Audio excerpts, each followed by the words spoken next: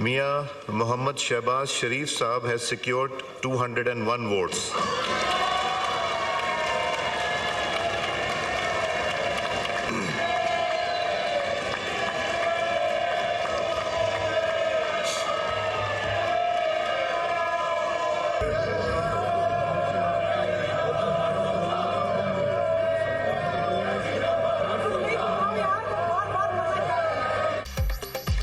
मुस्लिम लीग नून के शहबाज शरीफ दूसरी बार वज़ीर-ए-आज़म पाकिस्तान मुंतखब। शहबाज शरीफ 201 वोट लेकर पाकिस्तान के 33वें वज़ीर-ए-आज़म बन गए।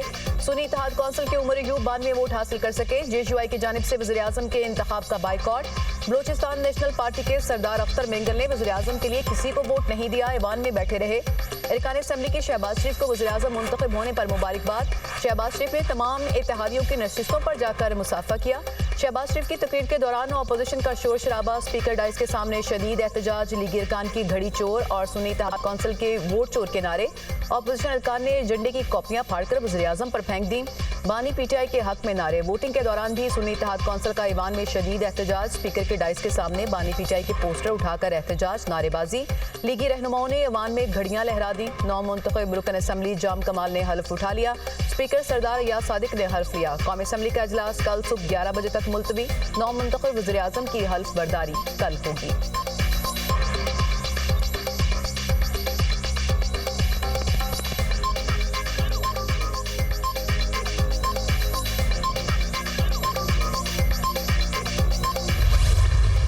बजट के इस दौरानिए में जो कुल महसूलात का अंदाजा है वो 12,300 अरब रुपए सूबों को NFC अवार्ड की तहत तकसीम के बाद जो 7,300 अरब बचते हैं उसमें सूद की अदायगी 8,000 अरब है।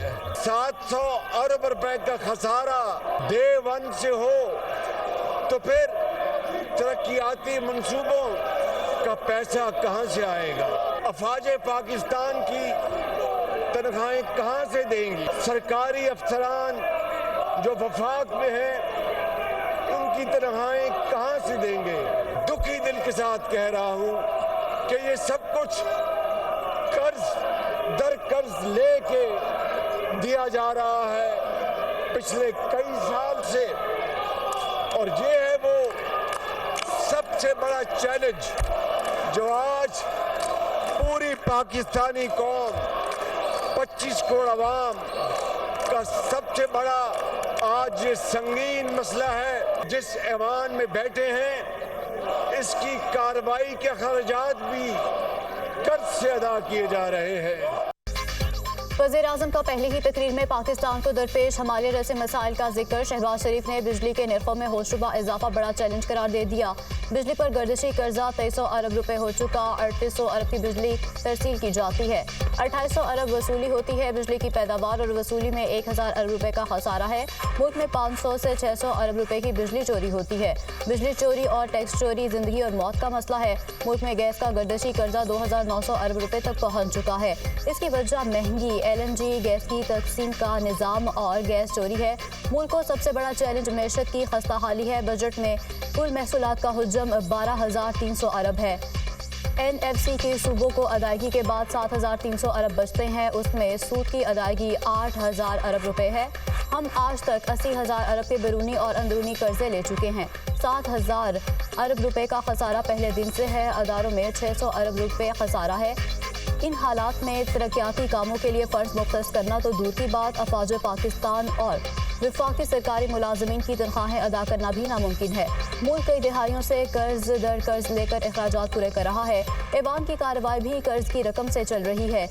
यही बड़ा चैलेंज है। वज़ीर-ए-आज़म का कौमी असम्बली में खिताब।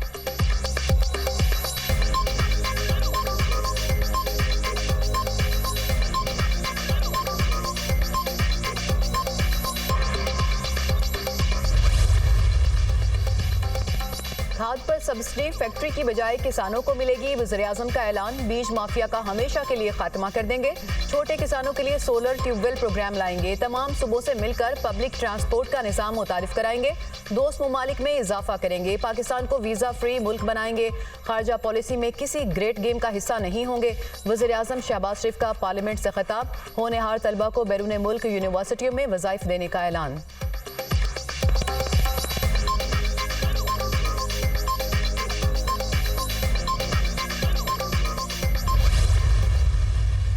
पाकिस्तान के पास बेपनाह सलाहियतें मौजूद हैं। अगर हम मिलकर फैसला कर लेंगे कि हमने पाकिस्तान की तकदीर बदलनी है, तो खुदाए बुजुर्गों बरतर को गवाह बनाकर मैं कहता हूं कि इंशाअल्लाह हम इस हमादिया नुमा चैलेंजेस को, हम इस समंदर से गहरे चैलेंजेस को मिलकर इंशाअल्लाह इसको अबूर करेंगे। वज़ीर-ए-आज़म की अपोजिशन को मिसाक मिशरत और मिसाक मुफाहमत की दावत। पाकिस्तान की तकदीर बदलने के लिए सबको मिलकर फैसला करना है। बदले की सियासत का नहीं सोचा, पाकिस्तान को इसका सही मुकाम दिलाएंगे। ये काम मुश्किल ज़रूर है मगर नामुमकिन नहीं। नवाज शरीफ की हुकूमत का 3 बार तख्ता उल्टा गया, सुलाखों के पीछे भेजा गया, जिला वतनी पर मजबूर किया गया, तरक्की और खुशहाली के मीनार तामीर करने की सजा दी गई। नवाज शरीफ और आसिफ जरदारी में मुजालिम के बावजूद मुल्की मफाद को ठेस पहुँचाने का नहीं सोचा। बेनज़ीर भुट्टो शहीद हुई तो आसिफ अली जरदारी ने पाकिस्तान खप्पे का नारा लगाया। जब उनकी बारी आई तो उन्होंने न सिर्फ पूरी अपोजिशन को सलाखों के पीछे डाल दिया, बल्कि पाकिस्तान और अफवाज के खिलाफ जहर उगला। सनह 9 मई के जख्म ताज़ा है। मुजरिम हर सूरत कानून का सामना करेंगे। जो लोग मुजरिम में शामिल नहीं हैं उन्हें कोई ठेस नहीं पहुँचेगी। धांधली की शिकायत के लिए कानूनी फॉरम्स मौजूद हैं। IMF को खत लिखने की क्या ज़रूरत है? आपको अपने इदारों की बजाय अगयार पर एतमाद है। वज़ीर-ए-आज़म शहबाज शरीफ का पार्लियामेंट में खिताब।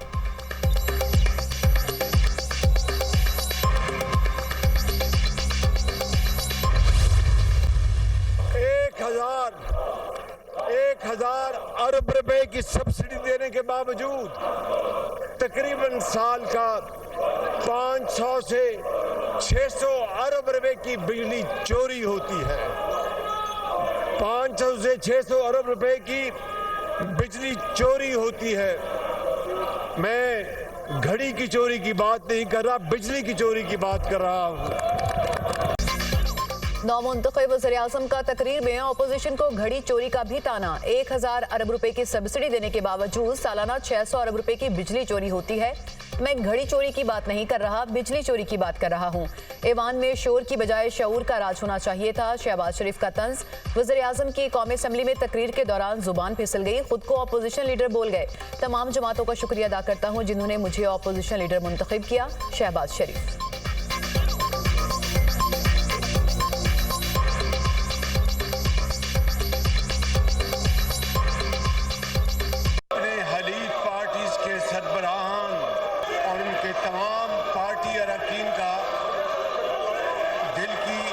गहराइयों से शुक्रिया अदा करता हूं कि जिन्होंने अपने वोटों और अपनी मोहब्बत से मुझे आज इस ऐवान का लीडर ऑफ द ऑपोजिशन मुंतखब किया। शहबाज शरीफ ने बात की फॉरेन डायरेक्ट इन्वेस्टमेंट की, पता नहीं किस चीज की। और भाई पहले तो रूल ऑफ लॉ की बात करो। रूल ऑफ लॉ तो तुम लोगों ने लाया ही नहीं। पहली चीज रूल ऑफ लॉ थी इंटरनेशनल इन्वेस्टमेंट में।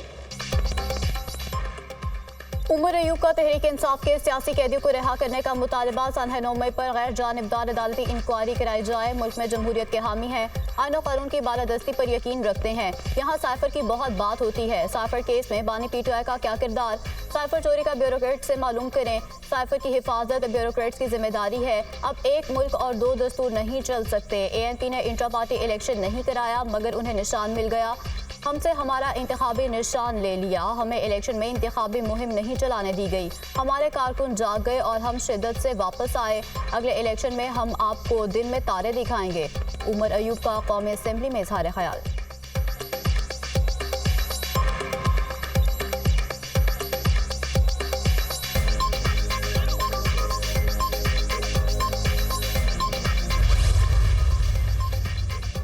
शहबाज शरीफ का बतौर वज़ीर-ए-आज़म पाकिस्तानी नोटिफिकेशन जारी। कौमी असेंबली सेक्रेटेरिएट की जानिब से नोटिफिकेशन जारी किया गया। नौमुंतखब वज़ीर-ए-आज़म शहबाज शरीफ से नवाज शरीफ की मुलाकात। शहबाज शरीफ को वज़ीर-ए-आज़म बनने पर मुबारकबाद दी। शहबाज शरीफ ने अपने भाई नवाज शरीफ के घुटनों को हाथ लगाया। नौमुंतखब वज़ीर-ए-आज़म ने अपना चैम्बर संभाल लिया। इनवारुल हक काकड़ के शहबाज शरीफ को वज़ीर-ए-आज़म पाकिस्तान मुंतखब होने पर मुबारकबाद, नेक ख्वाहिशात का इजहार।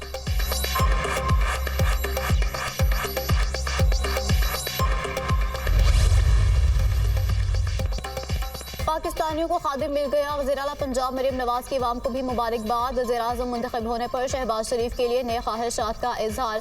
वज़ीर-ए-आज़म पाकिस्तान के अहदे पर शहबाज शरीफ का इंतखाब हकीकी जमहूरियत की फतह है।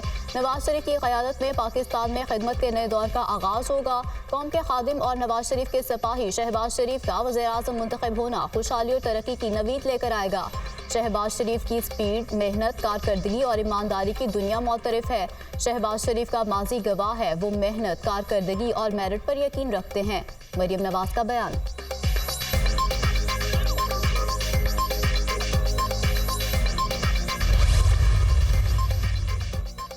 चीनी सदर और वज़ीर-ए-आज़म के शहबाज शरीफ को वज़ीर-ए-आज़म मुंतखब होने पर मुबारकबाद। शहबाज शरीफ की क़यादत में पाकिस्तान तरक्की की नई मंजिलें तय करेगा। उम्मीद है कि पाकिस्तान मज़ीद कामयाबियां हासिल करने में कामयाब होगा।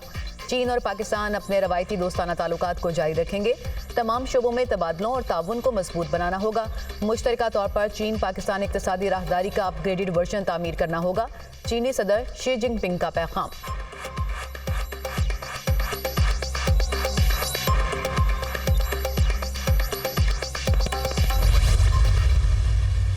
ये पार्लियामेंट जिस वक्त हम देख रहे हैं ये आवाम की नुमाइंदा नहीं है। धांधली की पैदावार एक पार्लियामेंट है जिसमें कुछ लोग अपने आप को हुक्मरान कहलाएंगे और कौम के दिलों पर वो हुकूमत नहीं कर सकेंगे और फिर मज़ीद हम पूरे मुल्क में तहरीक चलाने का एक लाए अमल भी बनाएंगे। भरपूर तहरीक होगी, वो मुल्क की सियासत को तब्दील करेगी। 2024 के इलेक्शन में धांधली का 2018 का रिकॉर्ड भी टूट गया। ये पार्लियामेंट अवाम की नुमाइंदा नहीं, धांधली की पैदावार है। हमने तहफ़्फ़ुज़ात के साथ पार्लियामेंट जाने का फैसला किया। जमहूरियत अपना मुकदमा हार रही है, पार्लियामेंट अपनी अहमियत खो रही है। कुछ लोग अपने आप को हुक्मरान कह रहे हैं, ये कौम के दिलों पर हुकूमत नहीं कर सकेंगे। सिंध और बलूचिस्तान की असेंबली खरीदी गई। ग्रैंड अलायंस के हवाले से अभी कोई तजवीज़ ज़ेर गौर नहीं। सरबराह JUI मौलाना फजलुर रहमान की प्रेस कॉन्फ्रेंस।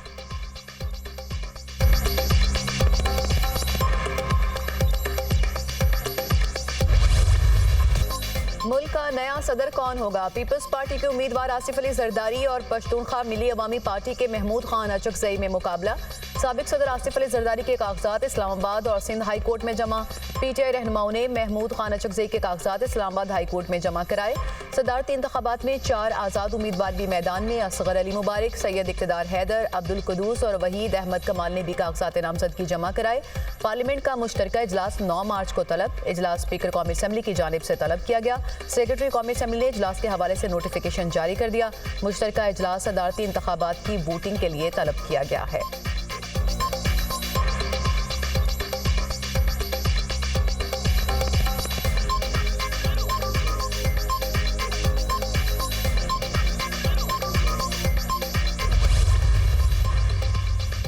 साबिक वज़ीर-ए-आज़म यूसुफ रज़ा गिलानी का सेनेट इलेक्शन लड़ने का फैसला। कागजात नामजदगी जमा करा दिए। यूसुफ रज़ा गिलानी 14 मार्च को होने वाले सेनेट के ज़िमनी इलेक्शन में हिस्सा लेंगे।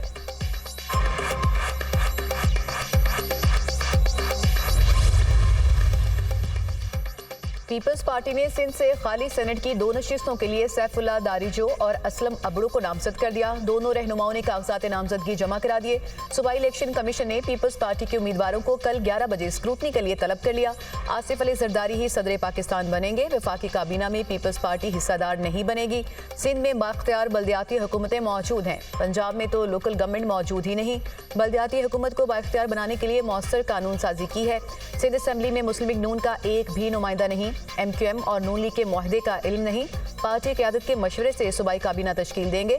वज़ीर आला सिंध मुराद अली शाह की मीडिया से गुफ्तगू।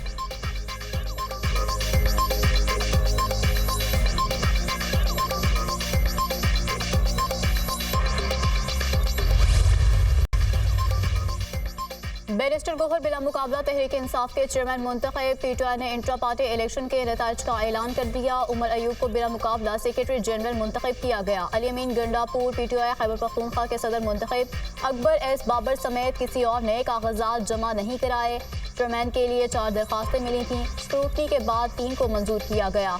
तर्जुमान PTI रऊफ हसन की प्रेस कॉन्फ्रेंस।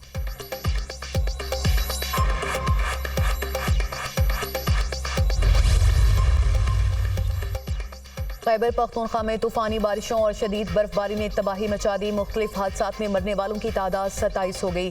38 अफराद जख्मी, मुख्तलिफ हॉस्पिटल्स में जेर इलाज। सूबे में 100 से ज्यादा घरों को नुकसान पहुंचा। लंडी कोटल में मकान की छत गिर गई। हादसे में खवातीन और बच्चों समेत 6 अफराद जान से गए। खैबर पख्तूनख्वा में शदीद बारिशों और बर्फबारी से निज़ाम जिंदगी मफलूज। देरबाला में शदीद बर्फबारी, लवारी टनल के अतराफ 5 फीट तक बर्फ पड़ गई। चित्राल में बर्फबारी से राब्ता सड़कें बंद। आमदोरफ्त में परेशानी। वादी नीलम में बर्फबारी रुकने पर सड़कें खोलने का अमल जारी। पाक फौज ने कालाम और बहरीन को मिलाने वाली शाहराह पर बर्फ में फंसे सयाहों को रेस्क्यू कर लिया। कालाम से पिशमल तक सड़क ट्रैफिक के लिए बहाल। बारिश से शदीद मुतासर गवादर में पाक फौज की इमदादी सरगर्मियां जारी। आर्मी का मुतासरा इलाकों में रिलीफ एंड रेस्क्यू ऑपरेशन जारी।